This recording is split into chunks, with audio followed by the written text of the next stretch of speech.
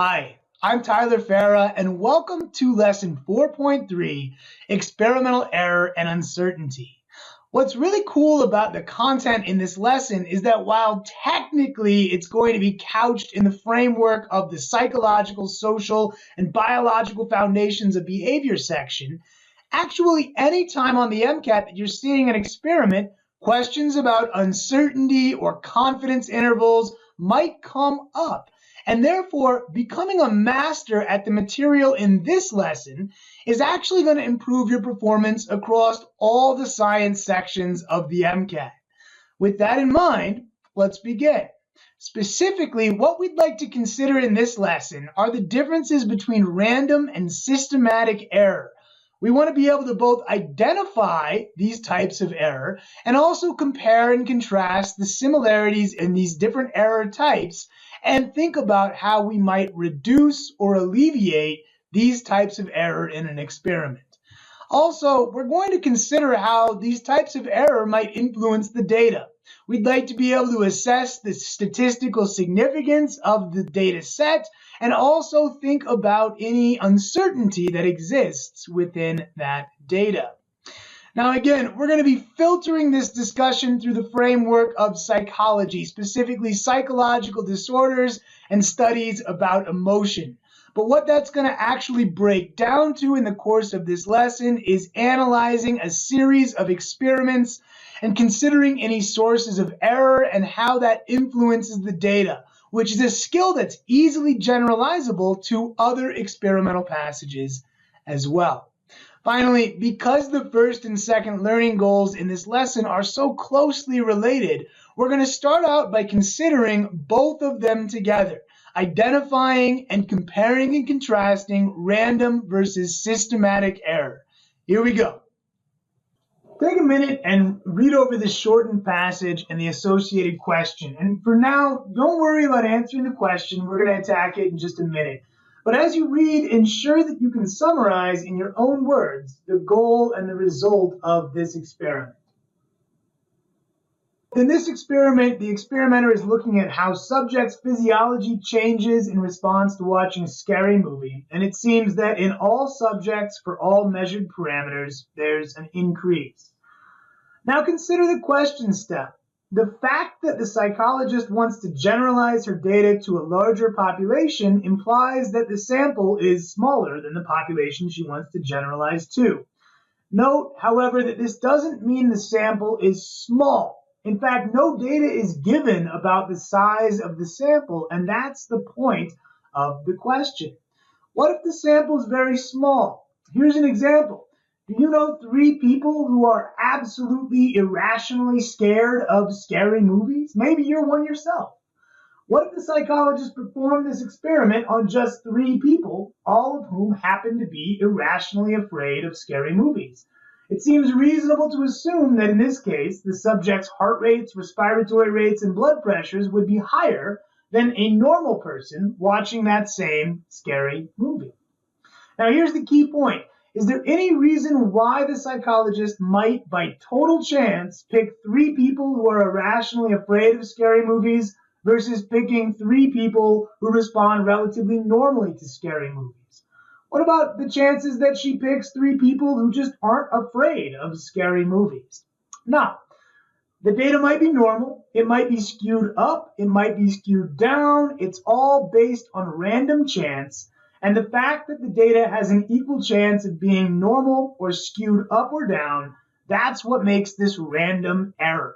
So there's a high variance in these samples, and it is due to a possibly unrepresentative sample because of the small sample size. So as a final question, how could our psychologist reduce the effects of random error? Well, she could increase her sample size. Because as more participants are added to the study, it's natural that those who are irrationally afraid of scary movies will be balanced out by those who are relatively unaffected by scary movies. And overall, the data is going to become more reflective of the true average of a population, and therefore our psychologists can generalize more readily to a larger population.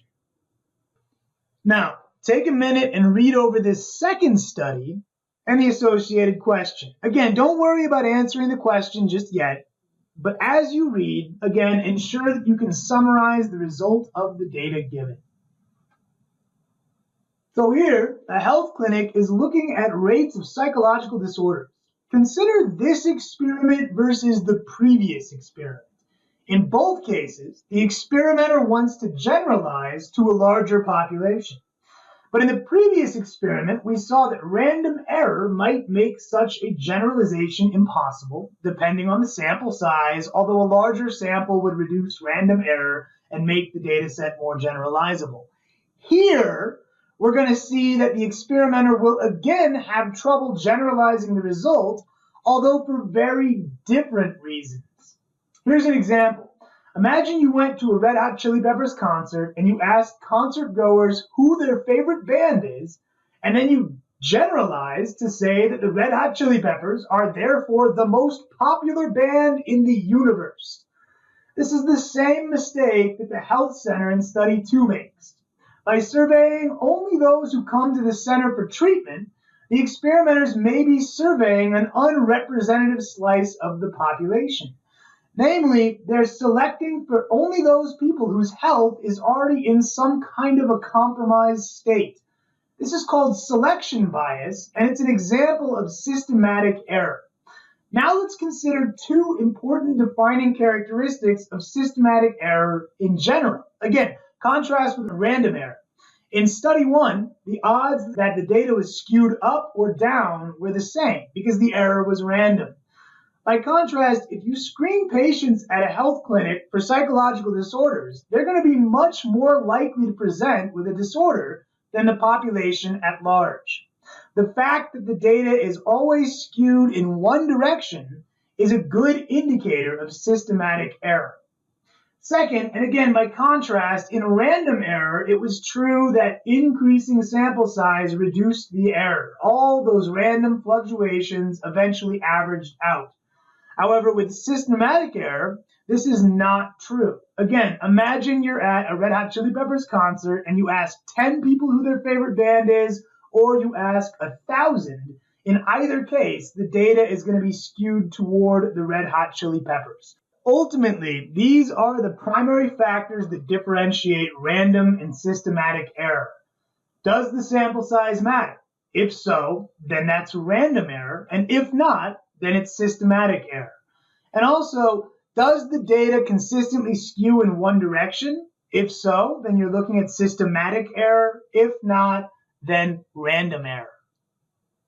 Let's now bring these principles to bear on an MCAT passage and question set. Before you begin, it's worth pointing out that this passage is actually taken from a larger overall passage that describes several experiments. But for our purposes in this lesson, we're only going to consider the introductory paragraph and experiment number 3, which are shown on screen. Furthermore, you might actually be familiar with this passage already as it was used in a previous lesson, lesson 3.3. So if this seems familiar, it's because you might have seen it in that lesson. Either way, I'll tell you in advance, this passage is very jargon heavy. So it's to your great benefit to paraphrase your way around that jargon. Take a moment and attack this passage right now. In this passage, a theory about what causes depression is examined. The theory proposes that a shortage of a certain class of chemicals, monoamines, may cause depression. Now, despite the jargony text, you may actually already be familiar with these chemicals. Consider a popular drug that's used to treat depression is SSRIs, or selective serotonin reuptake inhibitors. These are drugs that cause the monoamine serotonin to remain in the synaptic cleft, boosting serotonin levels and fighting depression. In this passage, a second class of drug is examined, monoamine oxidase inhibitors. So the passage tells us that monoamine oxidase is an enzyme that breaks down monoamines, and if we're breaking down monoamines, we're lowering monoamine levels. So a monoamine oxidase inhibitor kills this enzyme, preventing the breakdown of monoamines and elevating monoamine levels. Putting all this together, the theory is that monoamine oxidase inhibitors are going to boost monoamine levels to combat depression. The problem is identified with oral monoamine oxidase inhibitors. They don't play nice with aged cheese. So another form of treatment is introduced, this selegiline transdermal system. However, the details are not that important since the passage states that this is, quote, just another form of monoamine oxidase inhibition. To see if patients on this selegiline system can tolerate cheese, they're asked to simply eat cheese and see what happens. Consider question 1. We're asked what type of error is present. First, look at the answer choices. Here we see a very discernible trend. Either systematic error, random error, neither, or both. In all cases, there's also a Y element, but forget about that and let's just pay attention to the trend. Recall, systematic error skews in one direction, random error tends to be random, and similarly, systematic error cannot be overcome by increasing sample size, while random error can. Here, the sample size is fixed, so instead, let's scrutinize the data. It appears to exhibit random trends. For example, patient 1 consumes progressively less cheese, patient 4 consumes progressively more cheese, and patient 3 consumes about the same amount of cheese in trials 1 and 3, but significantly more in trial 2.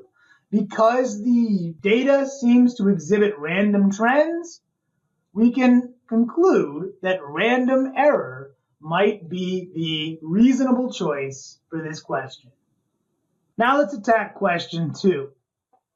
Question 2 asks, which of the following scenarios could potentially be a source of systematic error?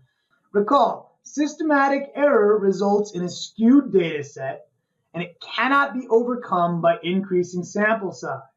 So let's look for something in the answer choices that will tend to skew the data in a consistent direction.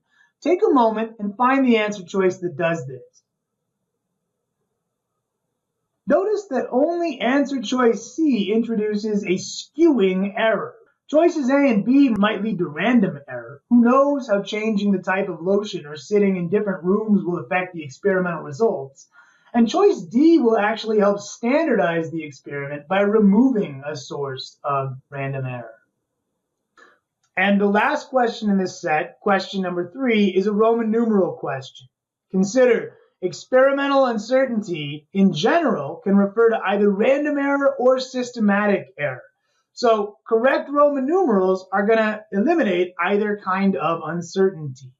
In particular, we can reduce the overall experimental uncertainty by increasing the sample size and therefore eliminating random error, or by eliminating any factors that are going to skew the data.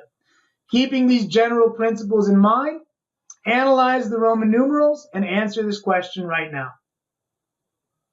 Roman numeral 1 shows up the most frequently, and it is certainly true because it will reduce random error by increasing the sample size. Roman numeral 2 is also true because standardizing any of the measuring devices used in an experiment, the sphygmomanometers in this case, is going to reduce systematic error. However, Roman numeral 3 is going to be false and can be ruled out because having patients measure their own experimental parameters will introduce random error. Therefore, the answer overall is letter D, choices 1 and 2 alone. So error in an experiment is unavoidable, but keeping these simple principles in mind will help you easily identify error where it's present in an experiment and also distinguish between the two main types of error, random error versus systematic error. Let's now turn to our third learning goal in this lesson, which is thinking about how the error that's always present in experiments might impact the data set and how scientists can quantify exactly the impact that the error might have in order to confidently extrapolate their data to larger populations. Here we return to study 1, the study about scary movies. And the question this time asks us about the scientists' quote, null hypothesis. When analyzing a study, the null hypothesis is that nothing will happen. More scientifically, the null hypothesis is that there is no relationship between the two measured phenomena, or in this case specifically, the null hypothesis is that the scary movie will elicit no response. This is significant because it would indicate that scary movies do not cause elevated heart rate and the other physiological responses being measured. In other words, that there is no link between the phenomenon of watching a scary movie and the physiological responses described in this passage. Now, the next question asks us what would allow the researcher to, quote, reject the null hypothesis. Consider, the scientist probably is doing this experiment because she suspects that there is a link between watching a scary movie and physiological changes. She expects that link to appear in the data. The null hypothesis is that there is no link, so rejecting the null hypothesis is a very formal way of saying that there is a link between scary movies and physiological changes. In other words, rejecting the null hypothesis means something interesting happened. To be somewhat less formal, rejecting the null hypothesis means that the scientist's own hypothesis, often called the alternative hypothesis, is correct. So, what would allow the researchers to reject the null hypothesis? Take a second on your own and answer this question now. In general, a researcher can reject the null hypothesis whenever the experimental group is statistically different from the control group. Or, in this study specifically, if the group watching the scary movie had a physiological response that the group not watching scary movies did not have, then the researchers could safely conclude that there is a link between scary movies and some kind of a physiological response. That would be the equivalent of rejecting the null hypothesis in this specific study. Let's apply these principles to a new study. Take a moment and read over the study, and as with the other studies, ensure that you're comfortable with the goal and the results. But this time, also answer the two questions shown on screen. Remember, the null hypothesis is always going to be that there is no link between the measured phenomena. So in this case, the null hypothesis would be that treating with psychotherapy or with Haldol produces the same results. There is no link between the type of treatment and the outcome. And in this experiment, the scientists can certainly reject the null hypothesis because there is a significant difference between the psychotherapy group and the Haldol group. Now, when I use the word significant, you can interpret that loosely. The blue bar for psychotherapy is much smaller than the blue bar for Haldol. And for many MCAT questions, that might actually be enough to answer correct.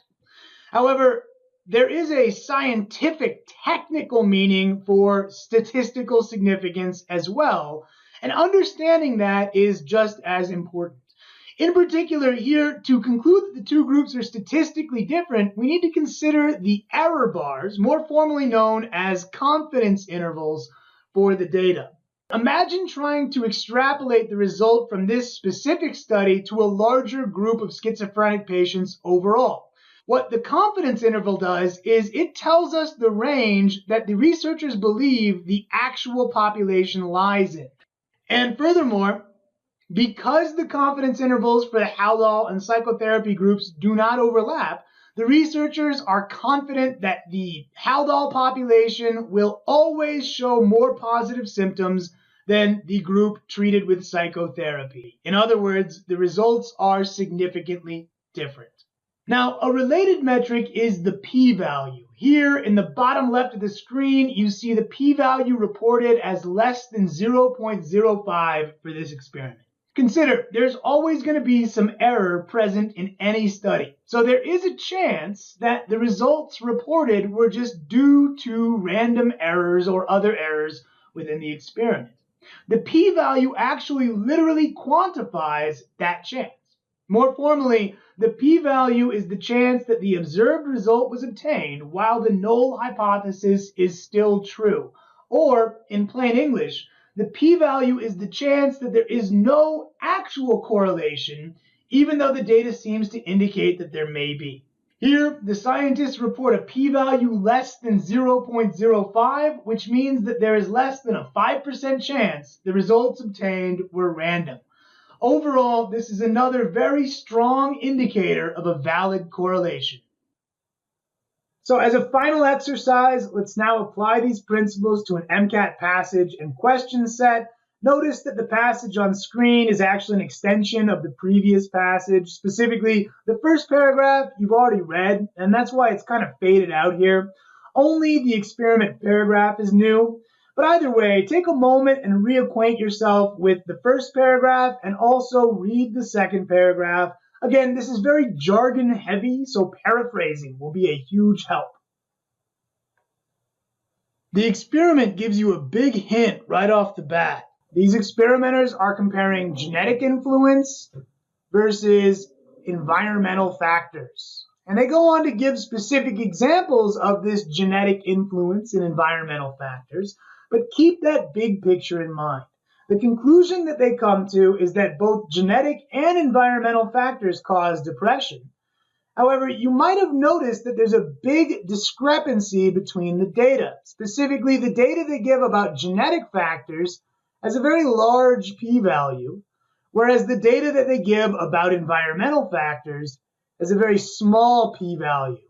Similarly, when we're looking at the genetic factors, there's only a 7% difference between the control group and those with the genetic factors versus a 67% difference when we're looking at environmental factors. These facts, these differences in the data, are going to be exploited by the accompanying questions. Take a moment and attack question 4 now. So as we observed in the passage, the data for the genetic factors do not seem very reliable. Again, just a 7% difference between the control group and the experimental group, with a p-value much greater than 0.1. So the answer choice A, is aligned with this observation. Take another moment and attack question 5 now. To answer this question, let's apply all of the principles we've learned in this last learning goal. First, notice that all of the answer choices involve the maltreatment part of the experiment. So let's focus on the data from that part of the experiment. In this part of the experiment, the null hypothesis would be that there is no link between maltreatment and the development of adolescent conduct disorder.